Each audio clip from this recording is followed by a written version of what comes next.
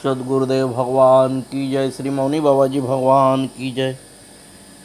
भाई, अगर मित्रों से द्रोह किया जाए तो इसका परिणाम बड़ी भयावह होता है। आप देखिए, एक गांव में दो मित्र रहते थे। एक का नाम धर्म बुद्धि और दूसरे का नाम पाप बुद्धि था। धर्म बुद्धि दया धर्म की बातें सोचा करता था और पाप बुद्धि हमेशा पाप की ही बातों में अपना समय व्यतीत करता था। एक दिन पाप बुद्धि सोचने लगा, मैं मूर्ख हूँ, मुझ में विद्या बल धन आदि कुछ भी नहीं, जीवन निर्वाह कैसे करूँगा। धर्म बुद्धि बड़ा ज्ञानी है, यदि उसे साथ लेकर कहीं विदेश जाऊं तो उसके द्वारा मुझे नौकरी मिल जाएगी और उसी के पास रहकर उसी का धन चुराकर काफ़ी रुपया कमा लूँगा।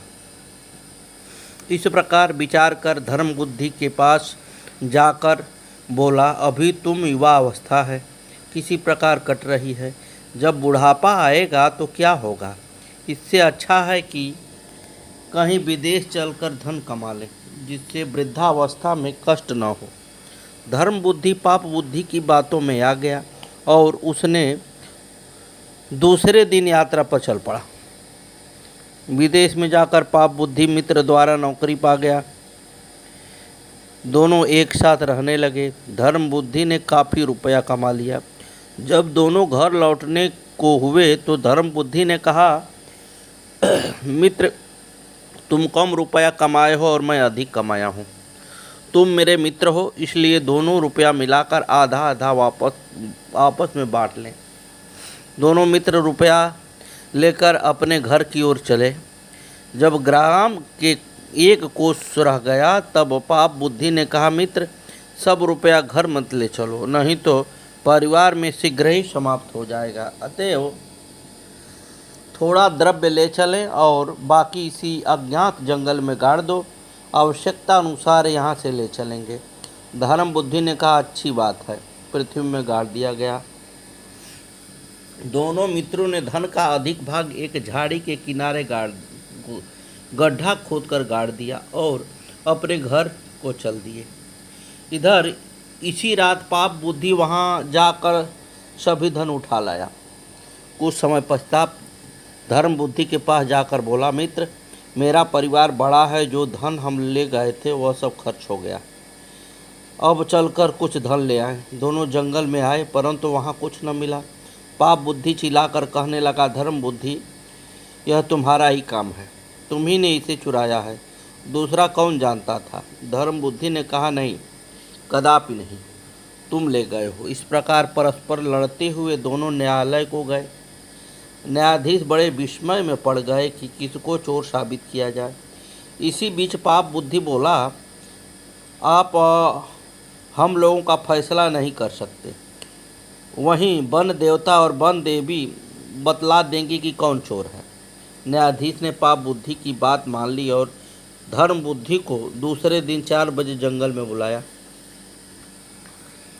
सारे नगर में हल्ला हो गया कि धर्म बुद्धि और पाप बुद्धि का मामला वन देवता और वन देवी के द्वारा हल किया जाएगा। क्या कहना था। सहस्त्रों युवा, वृद्ध और बालक यह रहस्य जानने के लिए उत्सुक हुए। इधर न्यायालय से निकलते ही पाप बुद्धि घर गया और अपने बाप से जाकर कहा, तुम सवेरे ही जाकर शमी वृक्ष के कोटले में बैठ जाओ। जब हम चिल्लाकर पूछेंगे कि धर्म बुद्धि और हम में कौन चोर है, तब तुम बोल देना कि धर्म बुद्धि ने ही सारा धन चुराया है।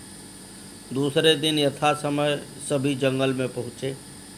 सहस्त्रों आदमी की भीड़ थी। 4 बजने पर न्यायाधीश ने पाप बुद्धि से कहा, प्रिय, वन देवता और वन देवी से पूछो। पाप बुद्धि ने कर्कश स्वर में कहा, है वन देवताओं, वन देवियों, आप यह बतलाने की कृपा करें कि हमें और मन और धर्म बुद्धि में कौन चोर है।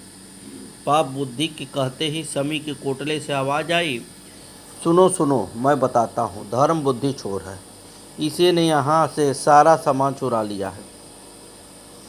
इस आकाशवाणी से सब लोगों को विश्वास हो गया कि धर्म बुद्धि चोर है।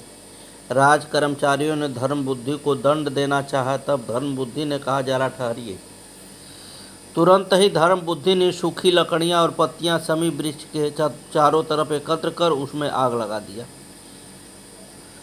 बात की बात में समूचा पेड़ जलने लगा। जब कोटले के पास अग्नि पहुंची तब जलता हुआ पाप बुद्धि को गाली देता हुआ उनका पिता कोटले से निकला और पृथ्वी पर गिर पड़ा। न्यायाधीश को पाप बुद्धि की धूर्तता का पता चल गया।